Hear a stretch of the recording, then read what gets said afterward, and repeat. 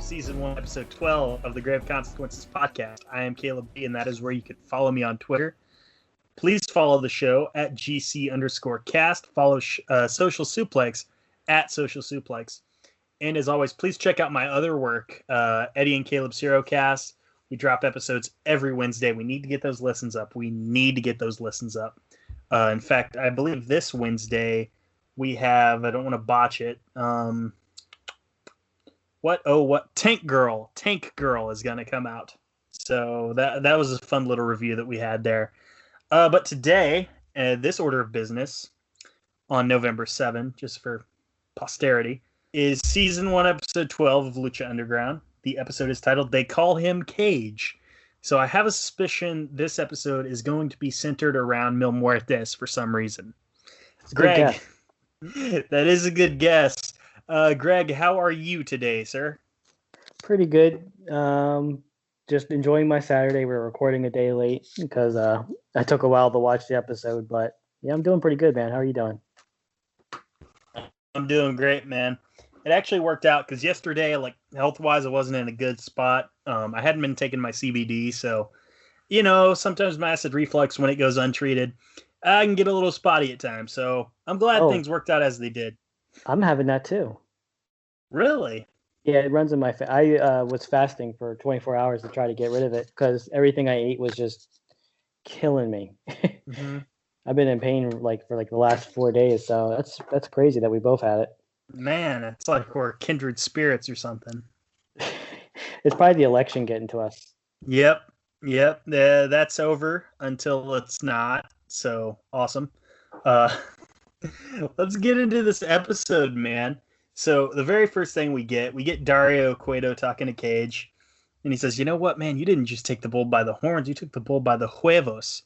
And you said you didn't want to wait on a title shot, and you're not going to have to because you're getting a title shot tonight."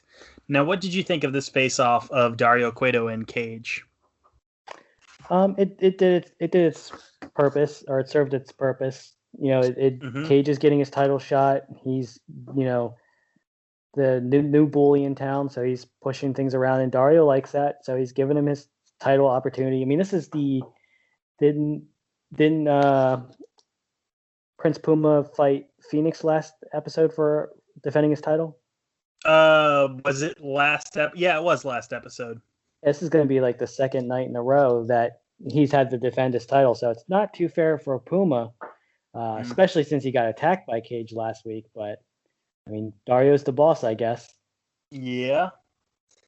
And there's just something about Puma that Cueto doesn't like. Probably his association with Conan, I would assume. So, first thing we see some preamble. And I noticed during the preamble, Vampiro's standing up and, pumping up the crowd, NFL linebacker style. Oh, I didn't see that. Yeah. Just, doing the old arm flailing, up motion. And boy, oh boy, was this a treat. The very first match of the show, Mil Muertes versus Phoenix. The food that is the reason this show even exists, man. I noticed that this match was a lot of Phoenix taking everything Mil had to offer and still kicking out. Still kicking out, but he got a few high spots on Mil in the corner, and then Mil kills him with that right hand. Yeah. That was an awesome spot because just you can do all the fancy moves you want, but you get slugged with a right hand like that. And I mean, he's lucky he got up, but that was awesome.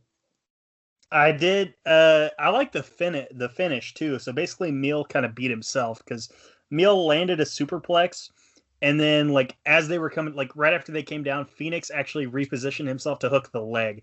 So in a way, Mil Muertes beat himself. Yeah, when Mil landed, his feet the momentum carried his feet over just enough that Phoenix was able to pop his hips up and grab Mil's feet with his own legs and rolled the shoulders over almost like a small package and got the pin. So he stole it, but it wasn't a lame steal, where someone just rolls over on top of the other guy. It was a capture pin, so it was pretty cool. Yeah, it was. I agree. I noticed throughout the show that I didn't notice that Matt Striker nor Vampiro really stuck out in this episode. And to me, that's good. That is progress from what we have heard so far this season. That was actually one of my few notes that I think this episode is where before they were getting they had their training wheels on, they were getting their feet wet, they were trying to establish themselves. And this is the first episode I think where it really feels like where Lucha Underground is established, where it feels like they know what they're doing, they know where they're going to go, and even the commentary, like you just said, commentary was good. There was nothing that was cringy. It was much better. It was like a whole new show almost as far as commentary goes. Yeah, absolutely. The next thing, and we really usually don't talk much about these vignettes, but this might be different. We had this cage vignette of him basically in this like 5-on-1 street fight, and he's just beating the crap out of everyone. Like, I loved the action that was in this. I thought it was the best vignette of the season so far.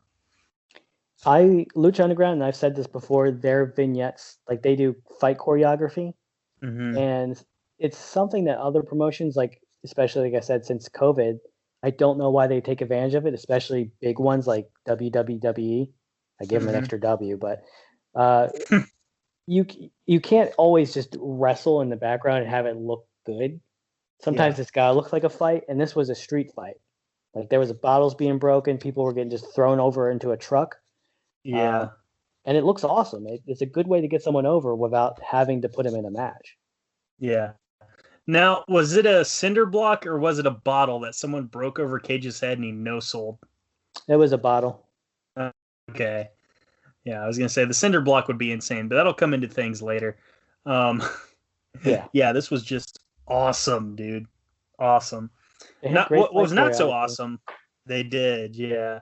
What was not so awesome was this next match, in my opinion. We had the crew of Bale, Mr. Cisco, that is Mr. Cisco, and Cortez Castro against Argenis, Aerostar, and Superfly. Not much to report about this match, man. The crew basically dominated. There were a few hope spots, including Argenis kicking Cisco in the brown eye, so that's the second time he's done that on the show. There was a few spots I liked. I think this was a good match for the crew. They did a pretty awesome they all took turns doing basement drop kicks to someone in the corner. I forget who it was.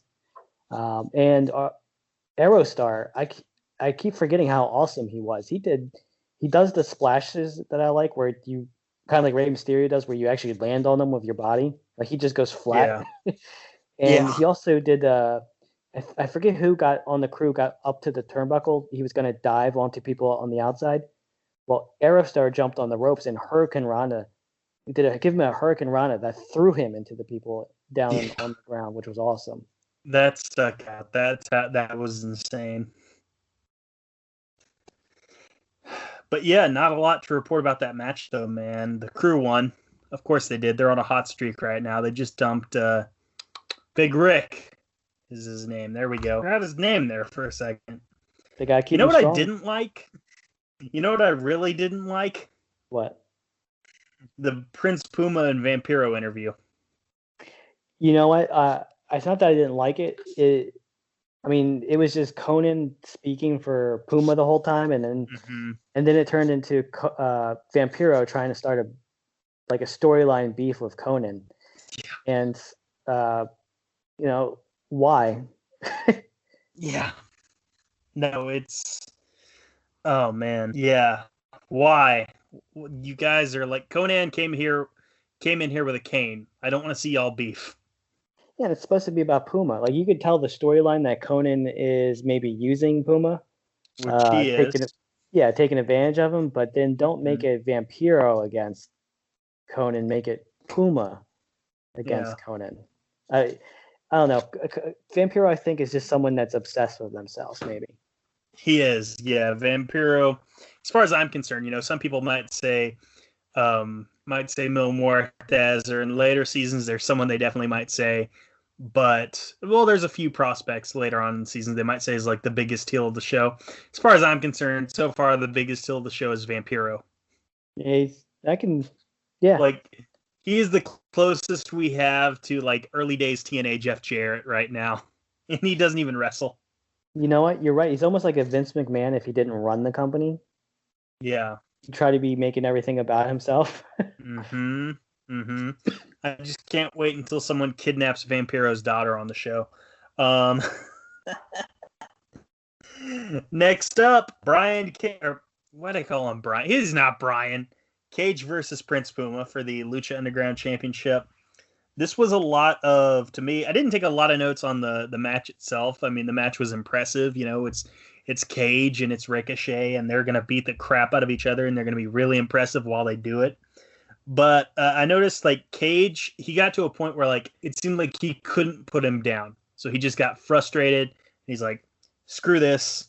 I'm gonna attack Marty Elias. I don't give a crap."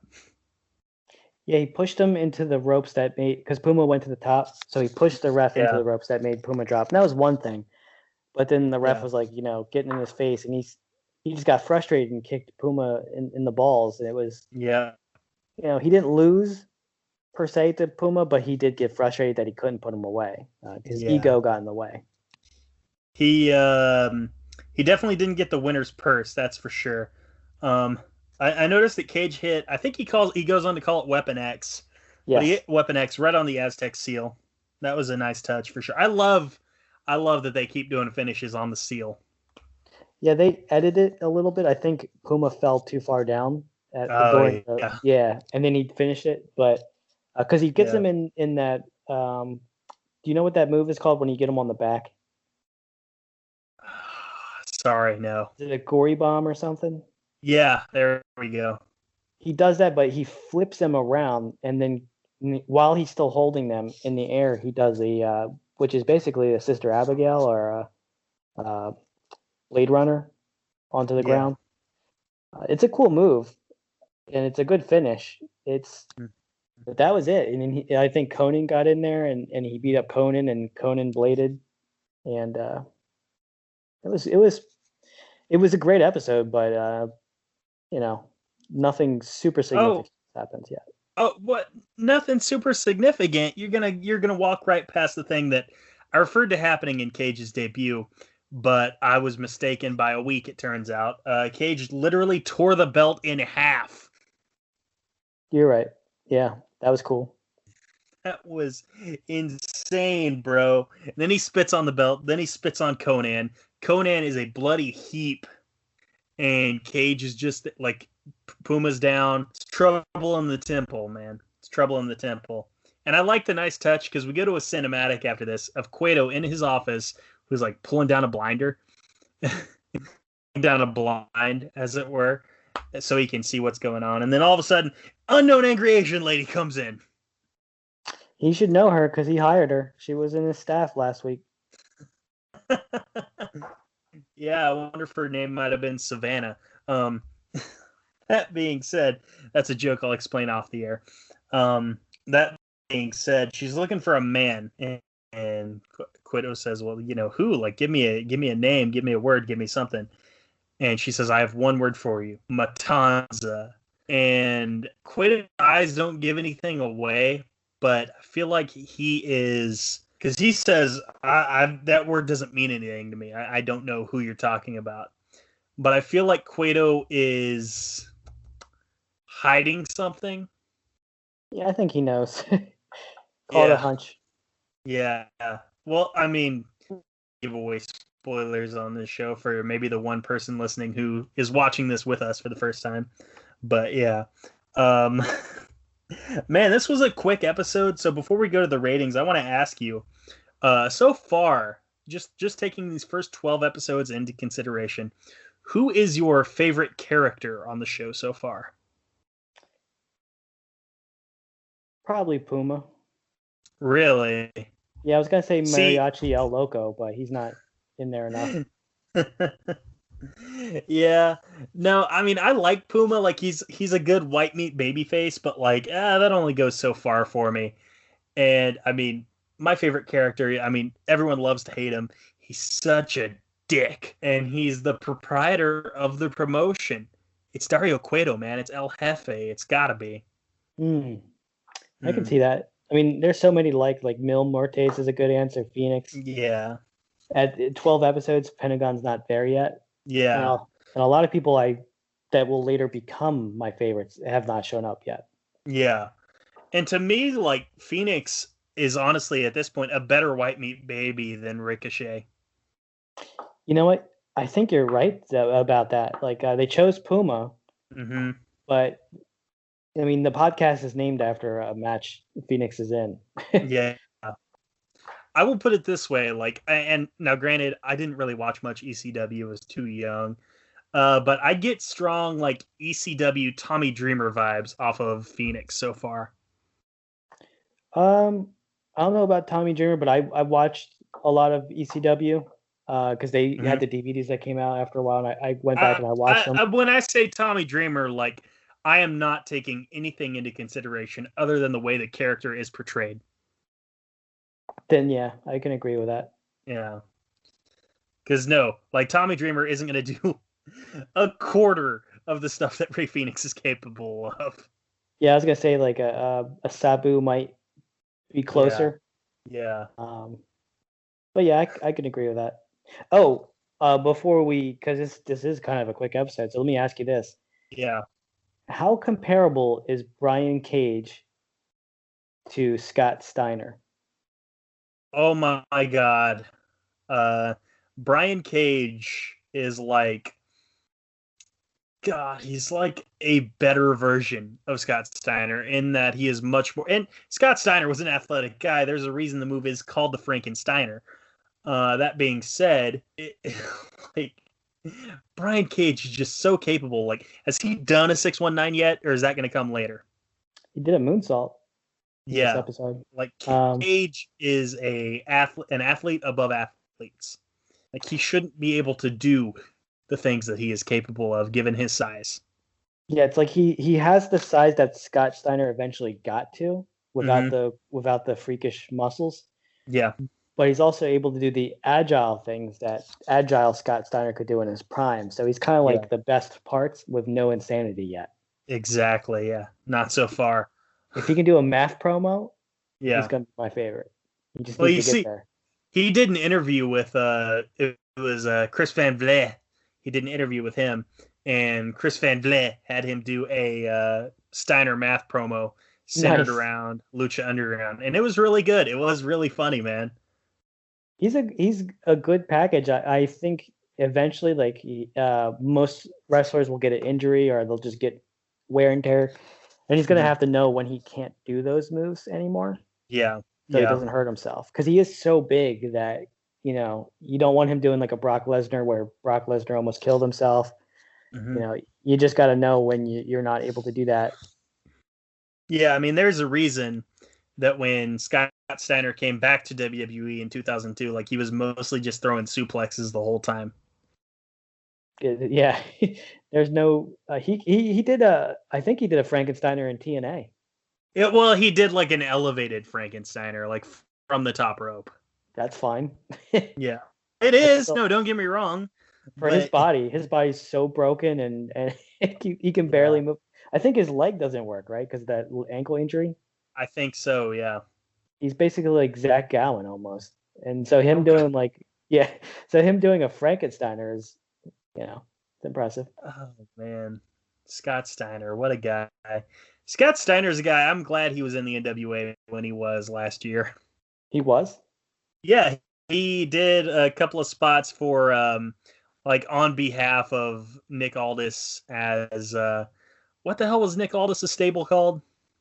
I don't even remember because that's kind of when I Strictly Business. Strictly Business. That's what it was called. Ah. Oh wait, that's Risky Business. Never mind. I never understood their turn on Tim Storm, to be honest. Like they just kind of did it to be dicks. Oh, yeah, I don't know. I think Nick Aldis just kind of got tired of seeing Tim Storm around and wanted to retire him. I'm sure. I don't know.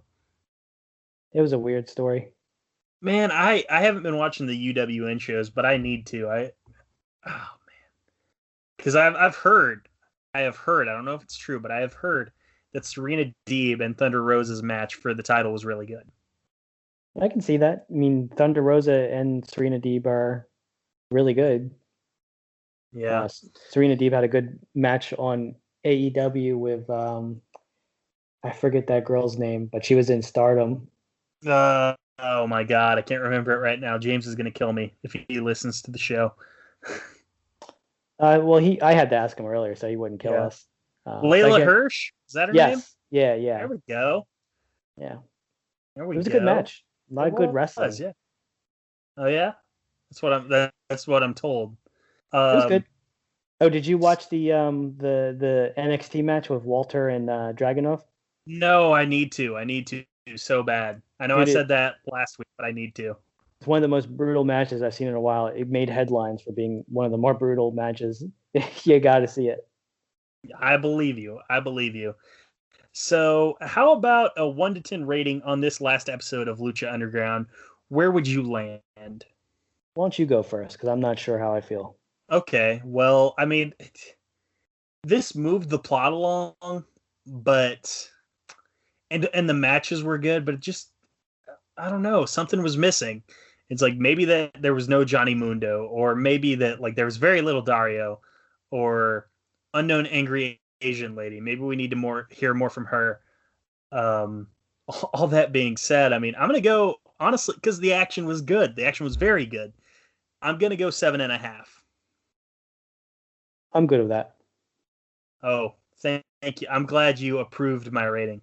Yeah, I would have edited it out if you didn't. If I didn't. It's like, well, Caleb actually said it was an 8. Oh man, that's great. That's great. So, folks, I think that's time we're gonna get out of here. We've had you for about 20 some odd minutes now. Nice, short, sweet little show. That's what we do around here. We don't want to keep you all too long. We're not going to keep you for 3 hours like Josh and Jeremy would, and that's why are the. But that is why we are the true ace of podcasts, and don't forget it. Folks, we are not alone here on the Social Suplex Podcast Network. There are plenty of other great shows on here, none as great as ours, of course, but we have on this lineup a bevy of great shows, including 8-Bit Suplex, hosted by Sandy Gaviria and Josh McLaughlin, even though he hates me for some reason. We also have All Things Elite, hosted by Austin S. and my boy, my fellow Okie, Floyd Johnson Jr.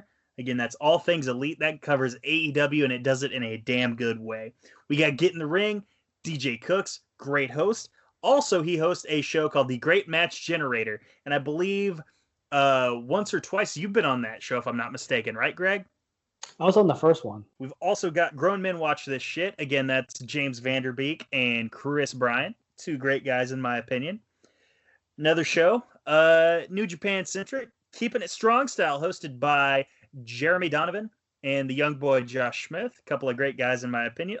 Loads of great people on this network, if you notice the theme. Also, of course, we got the OGs of Social Suplex. We got One Nation Radio, hosted by Rich Latta and James Boyd, every Sunday on the network. We've also got the Ricky and Clive Wrestling Show. Last but not least, I love those guys. They're my homies from Scotland. Ricky, you are one handsome devil, and you guys put on a great podcast. And always remember to listen to the Grave Consequences podcast, or there will be grave consequences.